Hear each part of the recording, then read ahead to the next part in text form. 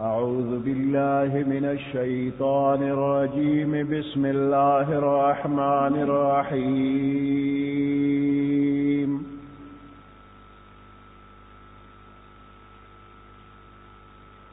الحمد لله رب العالمين الرحمن الرحيم مالك يوم الدين.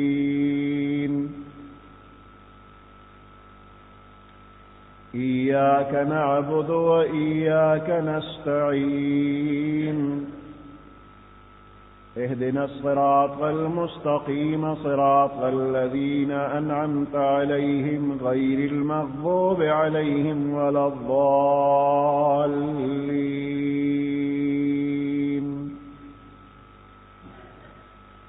صدق الله العظيم.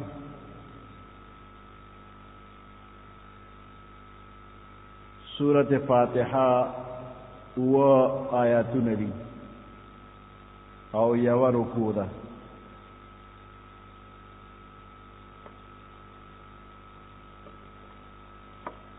لومبني درې آیاتونو کې د الله حمد و ثنا ده او اخیری درې آیاتونو کې د انسان د طرفنا د دعا او د درخواست مضمون دی او دا درخواست چل الله پاک په خپل مهرباني باندې انسان ته خولې دی. منځ کې یو آیات مشترک دی. صحیح سره حمد و ثنا ده او صحیح سره د دعا ده. ابو ہریرہ رضی اللہ تعالی عنہ فرمائی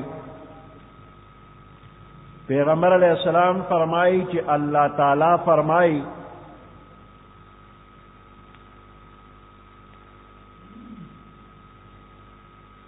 منز زما او زما د بنده تر منځه په دوو حصو کې تقسیم شوی دی.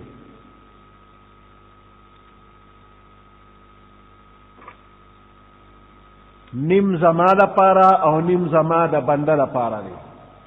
مون مراد سورۃ فاتحه را او زما بنده چې سغواړي اب وته ورکړي شي. بیا پیغمبر علیہ السلام فرمای چې کلا بنده وایي چې الحمدلله رب العالمین نو الله پاک فرمایي چې زما بنده زما حمد وایي. او چې کله بنده وایي چې الرحمن الرحیم نو الله پاک فرمایي زما بنده زما تعریف او ثنا بیان کړه. چې کله بنده وایي مالک یوم الدین نو الله پاک فرمایي زما بنده زما بزرگی بیان کړه. چې بنده وایي ایاک نعبد و ایاک نستعین نو الله پاک فرمایي دا آیات زما او زما د بنده ترمنځه مشترک دی. ځکه په دې کې یو اړخ د الله پاک حمد و ثنا ده او دویم اړخ د بنده دعا او درخواست. دې سره دا هم الله پاک او فرمایي چې زما بنده ته به هغه چیز ملاویږي چې کوم یې غوښتی دی. بیا چې کله بنده وی اهدنا الصراط المستقیم تر اخره پورې الله فرمای دا ټول زما د بنده لپاره دي او ته ته به هغه څه ملاویږي چې دی یې غواړي.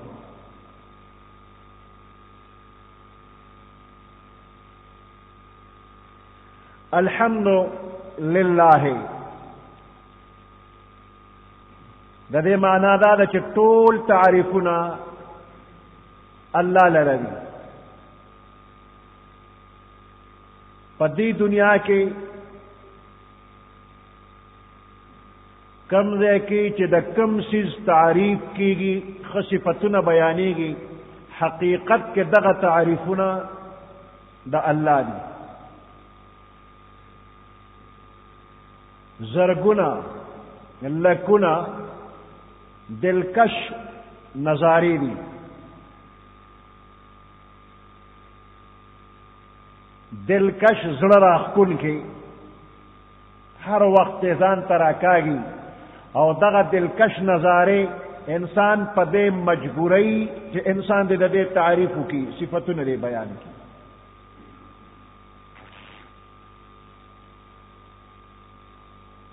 نو د دې بې شمېره څیزونو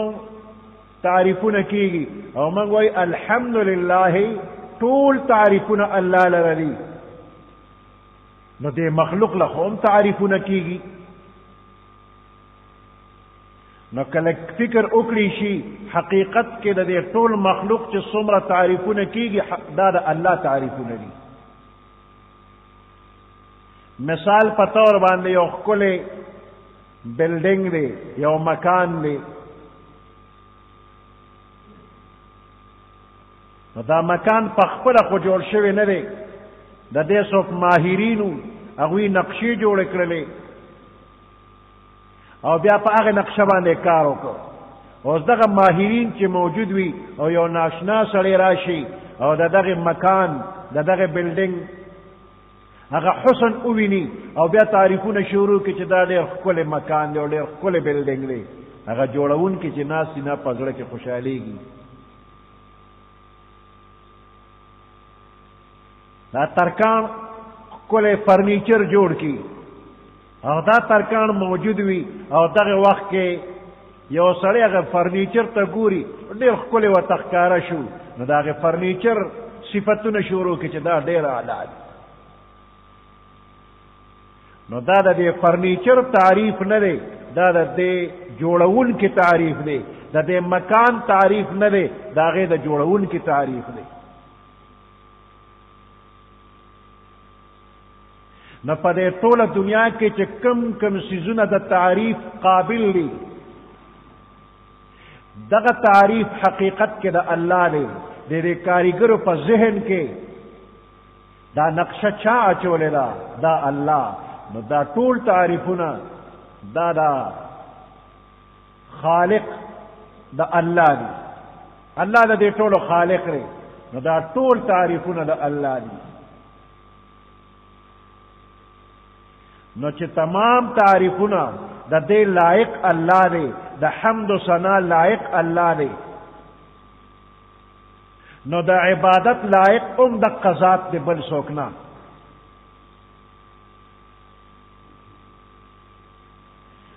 نو دینه معلومیږي چې الحمدلله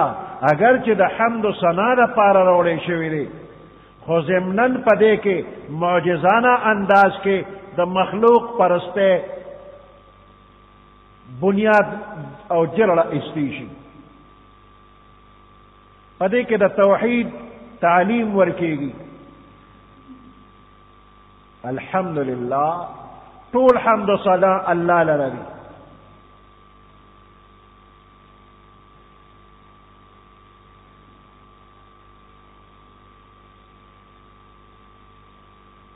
دین پس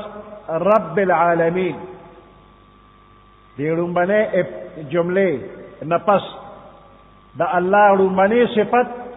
رب العالمین. لفظ دا رب تربیت او پرورش کولو والا، پرورش کولو والا، تربیت کولو والا، پالنے والا. اوس دا تربیت ستوي د یو څیز د تمامو مصلحتونو رعایت او لحاظ ساتلو سره سره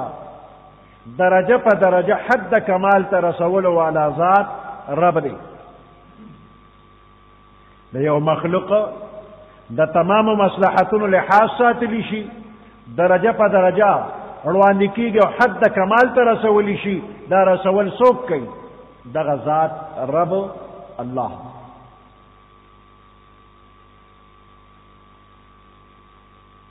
نو رب لفظ بغیر د اضافت نه چې راشي نو د الله نه غیر په بل چا اطلاق جایز نه دی.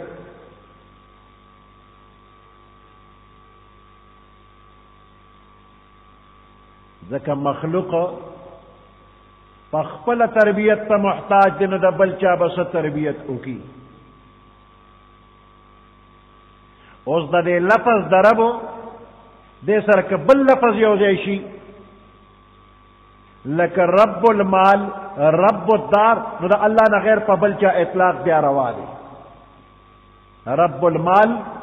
د مال مالک، رب الدار د کور مالک. او العالمین د عالم جمع ده.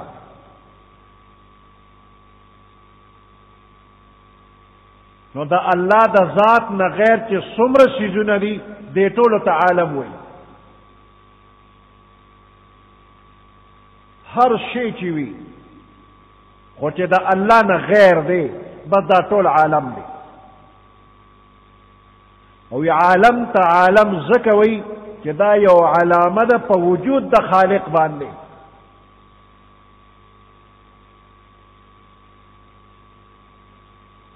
عالم علامه ده، یو نشانی ده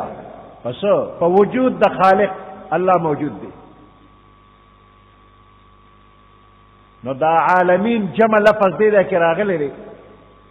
وی د دې انواع او اقسام ډیر زیات دي نو ځکه جمع راوړی دی. کنی رب العالم باندې انکار بشوي او رب العالمین ځکه وی چې د عالم قسمونه ډیر زیات دي. نو رب العالمین دا مطلب شو چې د کائنات کې د دې مخلوقاتو څومره قسمونه دي دا غي ټولو قسمونو مخلوقاتو تربیت او پرورش کولو والا ذات الله.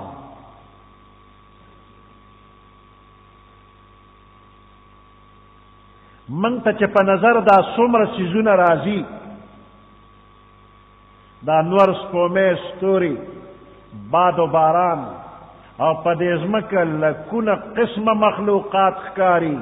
دا ټول یو عالم دی. دا ټول یو عالم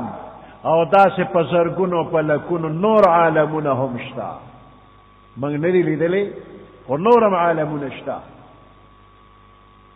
یو نه ختمېدونکې سلسله ده.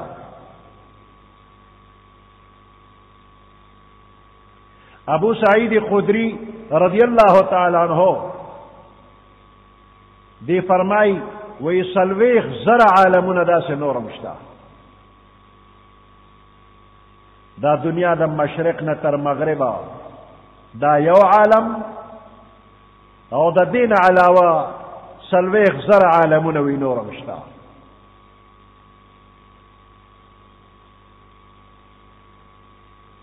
او بعض عالمان وی اتیا زر عالمون نور دی.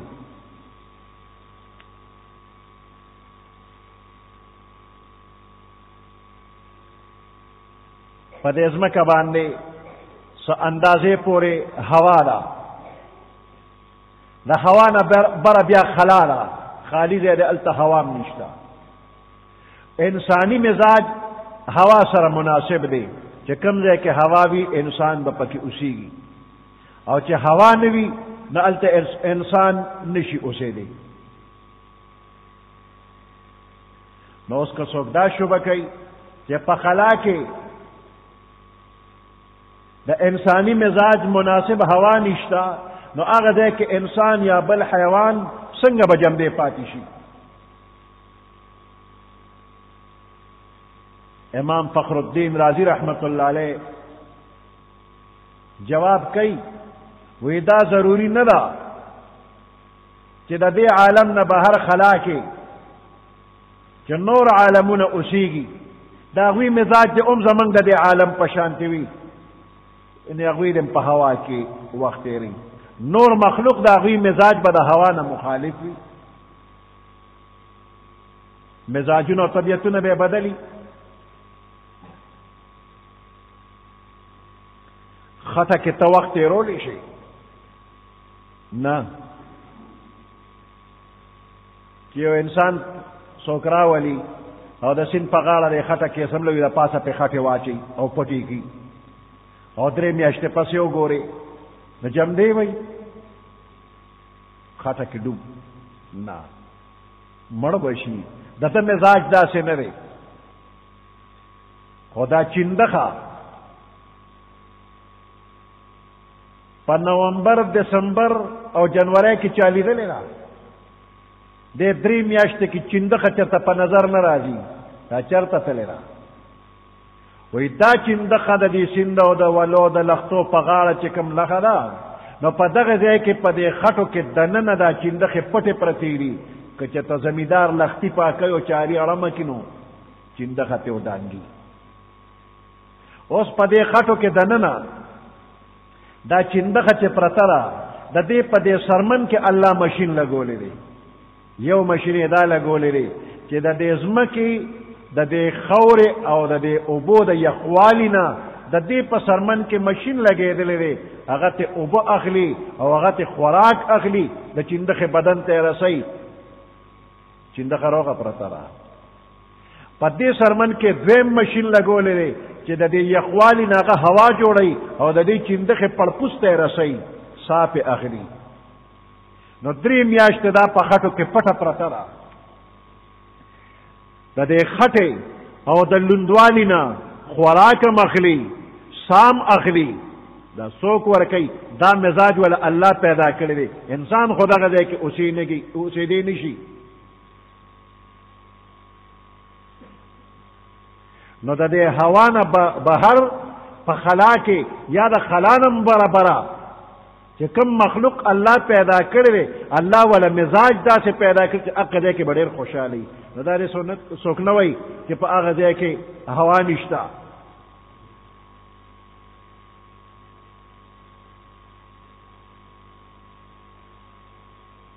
نو فخر الدین رازی رحمت الله علیه تقریبا سره پاسه 800 کاله مخکې دا خبرې کړې دي چې هغه وخت کې دا جدید آلات نو فخر الدین رازی رحمت الله علیه فلسفي دا منطقونه او فلسفه وغیرہ په دې علم کې ډېر لوی مهارت یې لرو او تصوف طرف ته لا نور راغلی په دغه زمانه کې یو بزرګو نجم الدین بابا یو لوی ولی الله لوی فخر الدین بابا رازی اراده وکړه چې زه ورځم او د ده سره ملاقات کوم او په دې تصوف کې ته څه حصه اخلم د نوم نه د یو بل خبرو خو یو بل ته مخامخ شوي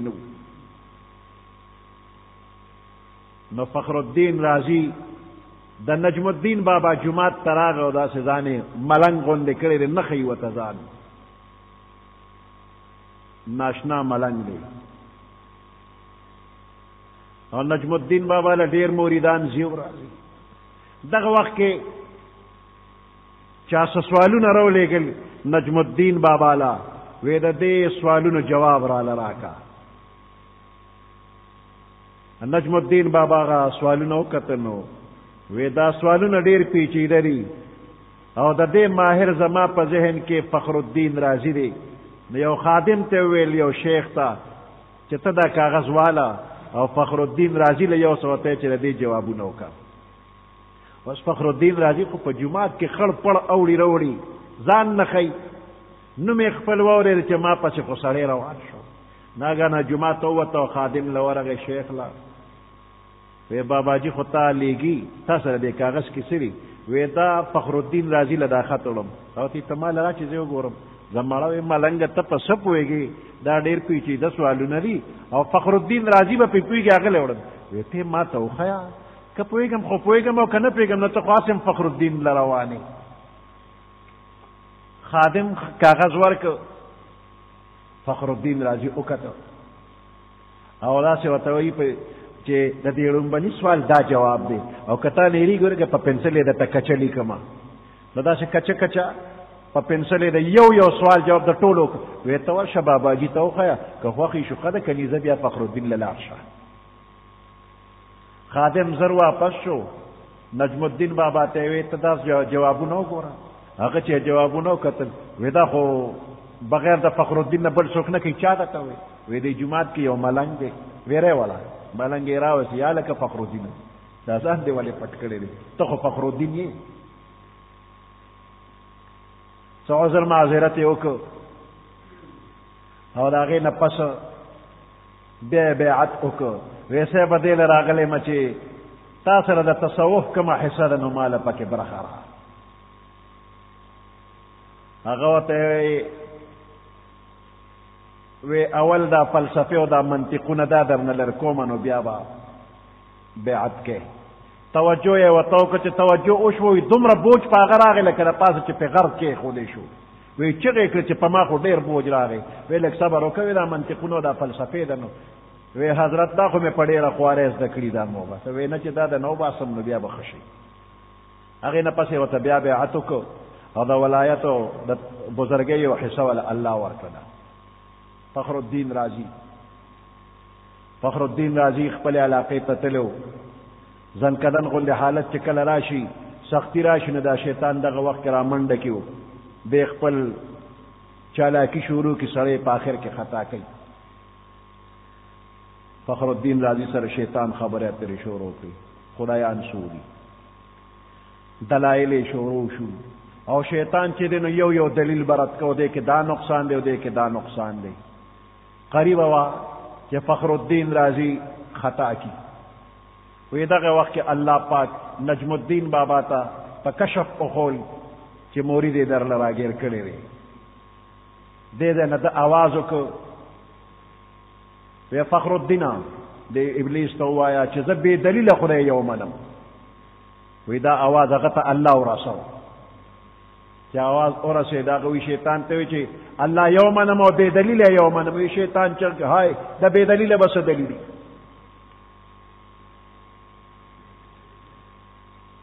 دا الله پر رحم باندې بچ کېدل کېږي شیطان فخر الدین رازی خطا کو خو الله ته بچ کو وی په دلیلونو کار نه کېږي ای گرب استدلال کاری دین بودی فخر رازی رازدار دین بودی که په دلیلونو د دین باندې کار کېدلې نو فخر الدین رازی به د دین رازدارو خدا الله پر رحم باندې بچ شو نو دا خبرې پخوانه 800 کاله مخکې فخر الدین رازی وی چې داسې عالمونه شته دی چې زما او ستا په نظر کې نه راځي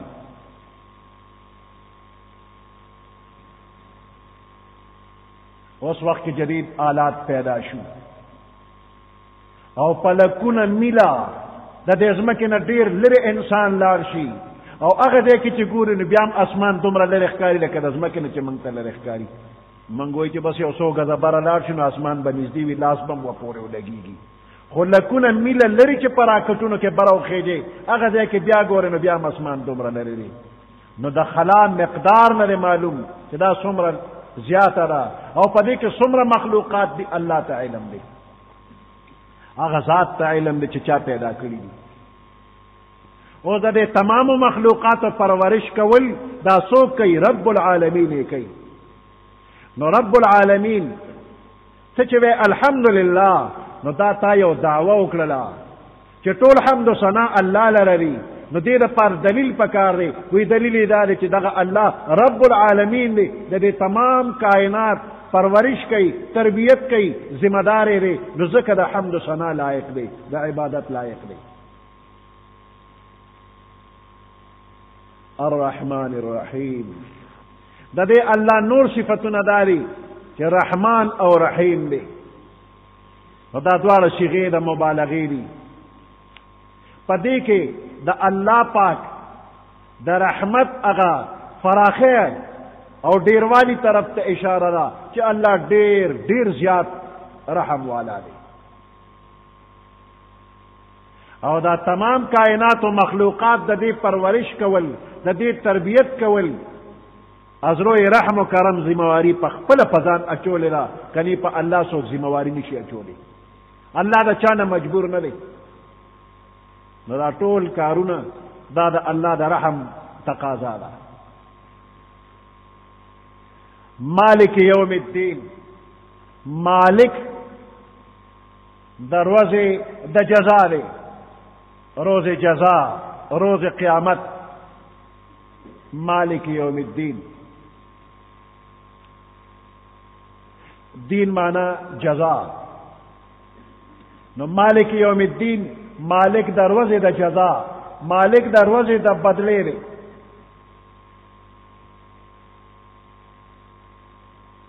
پس باندې با مالک وی ملکیت پسو نو ذکر یې نه دی کړی. نو ذکر نه کولو کې اشاره عموم ته ده چې د هر یو څیز مالک الله.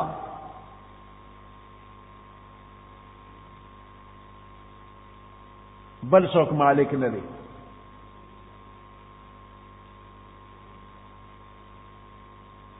او په دنیا کې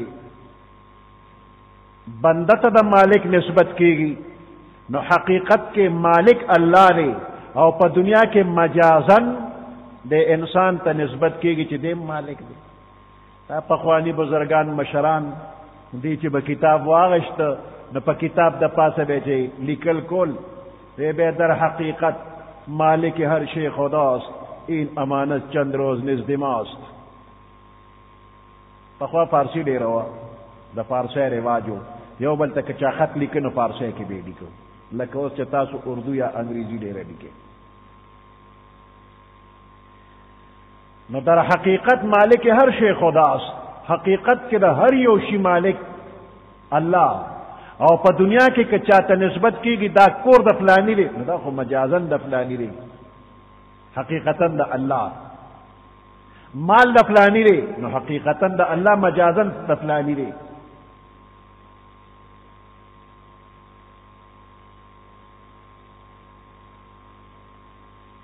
مالک یوم الدین، مالک دروازه د جزا دی. نو دنیا دار العمل دی، دا د ډیوټۍ یو ځای دی او د تنخواه وصولولو ځای نه دی. دی دنیا کې به ډیوټي کې تنخواه بدل ته نه غواړي. لکه په دنیا کې څوک په عیش او په عشرت کې ویني، په مال او په دولت کې ویني، نو دا د دې خبرې دلیل نه دی چې دا بنده د الله په در مقبول دی، دی د الله ډېر خوښ دی. یا یو انسان په تکلیف کې ویني، د دې دا مطلب نه دی چې دا د خدای ناخوښه دی. مثال په طور باندې یو سړی په دنیا کې په یو ډیوټۍ مقرر دی او سخته ګرمي هم کېږي په اوړي کې، او په ژمي کې ګړګوز هم کوي او د خپله ډیوټي کوي. یو عقلمن هم دته مصیبت زده نه وي، او که هر یو خیرخوا دله راشي او دته وایي چې دا کار پیدا دا خو ډېر سخت دی، نو دی به خیرخوا ونه ګڼي، دشمن به وګڼي. په خوارو زارو مې ځان له نوکري کتله، دی نه مې وباسي. د تکلیف کې ولې خوشحاله وي او د خیرخوا نه ولې خفه کېږي چې د کاره مې مه وباسه؟ میاش پس د تنخواه په تمه دی، نو په دې دنیا کې دی دا سختی او تکلیفونه برداشت کوي، میاش پس به تنخواه ورکوي. نو دغه وجه ده چې په دنیا کې پیغمبرانو د پیغمبرانو نه وروسته اولیاء کرام درجه په درجه په ډېرو سختو تکلیفونو کې مبتلا وي، خو ډېر مطمئن وي، په آخرت کې د تنخواه او د اجر او د ثواب په تمه دي.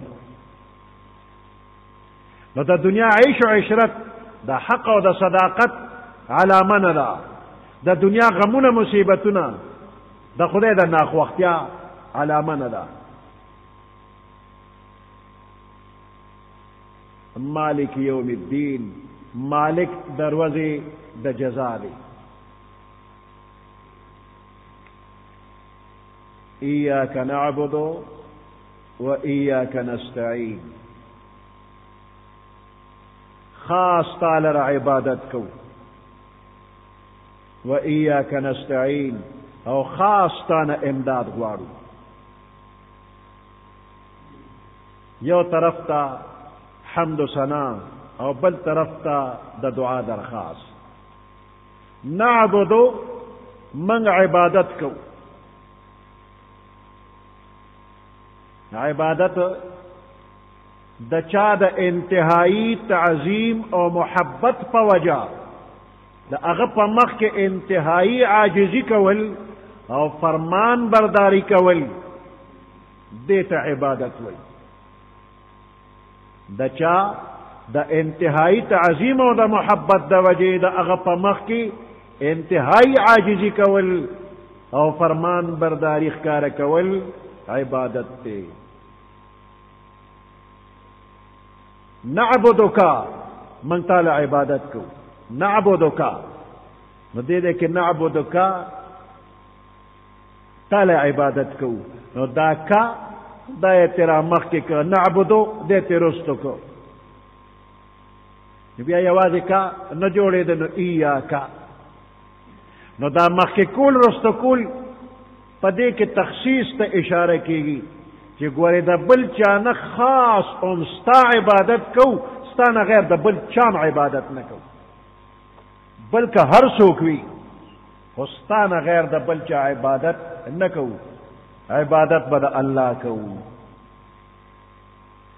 و ایاک نستعین دې دې کوم دغه مخکېوالی رستوالی خاص امستانه به امداد غواړو د بل چا نه امداد نه غواړو انسان باندې درې حالات راځي یو ماضی یو حال یو مستقبل ماضی تیرا شوی زمانہ حال موجوده زمانہ مستقبل راتلن کی زمانہ الحمد لله رب العالمين او الرحمن الرحيم دیکھ انسان له تنبیه ورکیږي چې دې په ماضی کې او په حال کې صرف الله ته محتاج په ماضی کې دې نشو دا انسان پیدا نشو نو دا تمام کائنات نا بہترین شکل صورت کے اللہ پیدا کر لقد خلقنا الانسان فی احسن تقویم دا انسان نو پیدائش نمک کی نیش نو چه پیدا کوئے نو دیر کل شکل کے پیدا کر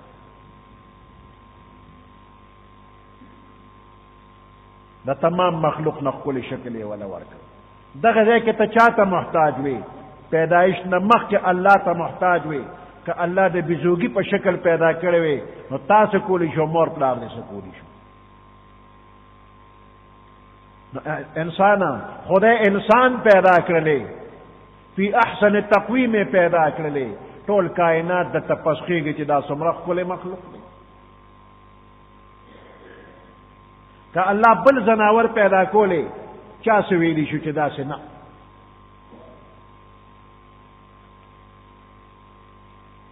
او په حال کې موجوده وخت کې بیا الله ته محتاج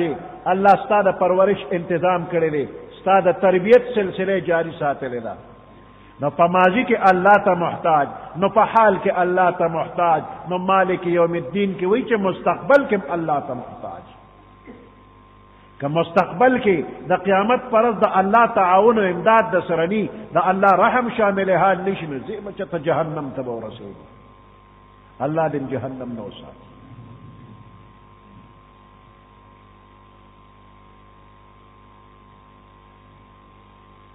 نو پدری وارو حالاتو کے چے اللہ تا محتاجی نو عقل دا تقاضا کی چے بس دا دق ذات عبادت کوا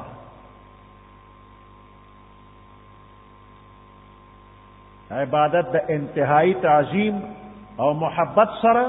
انتہائی عاجزی و تذلل نو بل سوک دا دے لائق نشتا نو زکا انسان وی ایاک نعبدو کہ دا طول کارون رالتا پورا کے نو بس ہم خاص تالا عبادت کو حاجت روا تے نو دا عبادت لائق تے و ایاک نستعین او چې د امداد ضرورت پیښ شي نو بل چا نه تانه به غواړم خاص تعالی خاص تانه امداد غواړو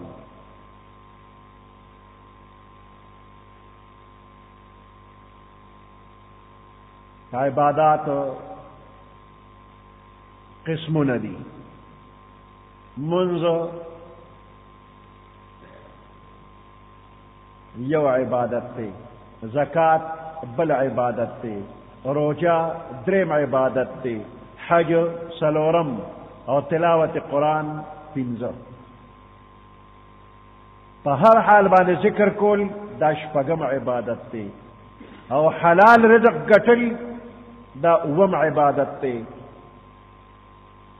او دا گوانڈی او دا مرگری حق ادا کول دا اتم نمبر عبادت تے. او خلقو ته د نیک کار حکم کول او د بدین منی کول دا نهم نمبر عبادت شو. او د پیغمبر علیہ السلام د سنت و اتباع دا لسم نمبر عبادت شو. نو پا دے یو عبادت کے بم دا اللہ سره هیڅ څوک نشي لکه.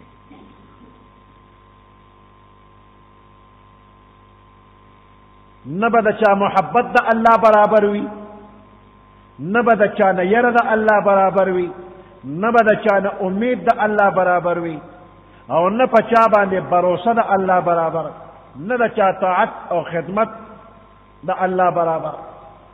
نه د چا نظر و نیاز او منښت د الله برابر، او نه چاته د الله عمر عاجزی او تذلل ښکاره کول.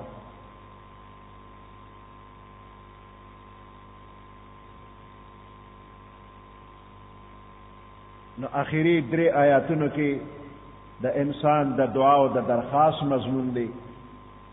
الله وتقولی دی چې بندا ما ته داسې ووایا چې اهدنا الصراط المستقیم صراط الذین انعمت علیهم غیر المغضوب علیهم ولا الضالین. دا درخواست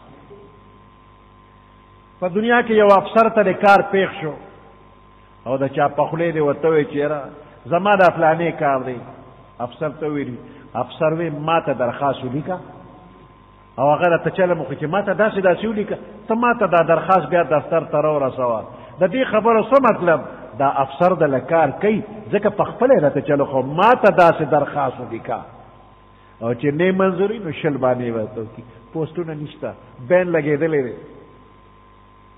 چې دی راته وایي پوسټونه نشته او بین لګېدلی او خالي پوسټ او خالي ځای وګوره، پوه شه کار دله نه کوي. او چې وایي ما ته داسې داسې مضمون ولیکه، په دې طریقه ما ته درخواست، امید دې کار دې کېږي. نو الله چې په صورت فاتحه کې بنده تا ته چلو خو چې بنده ما ته داسې درخواست وکړه، اول وایي چې الحمد لله رب العالمین الرحمن الرحیم مالک یوم الدین ایاک نعبد و ایاک نستعین، او بیا راغې نه پس راته وایي چې اهدنا الصراط المستقیم. دا چل چې درته الله وښو کار دې کېږي، درخواست دې منظورېږي، درخواست دې اولېږه او منظوري ورپسې په صورت بقره کې راله. دا ټول قرآن ستا په درخواست باندې مشتمل دی. تا چې څه غوښتل بنده همې دې قرآن کې در اولېږل، اوس ته په دې باندې عمل کوه، دنیا به دې مخي، آخرت به دې مخي. سبحان ربك رب العزة عما يصفون وسلام على المرسلين والحمد لله رب العالمين. اللهم ربنا آتنا في الدنيا حسنة وفي الآخرة حسنة وقنا عذاب النار وأدخلنا الجنة مع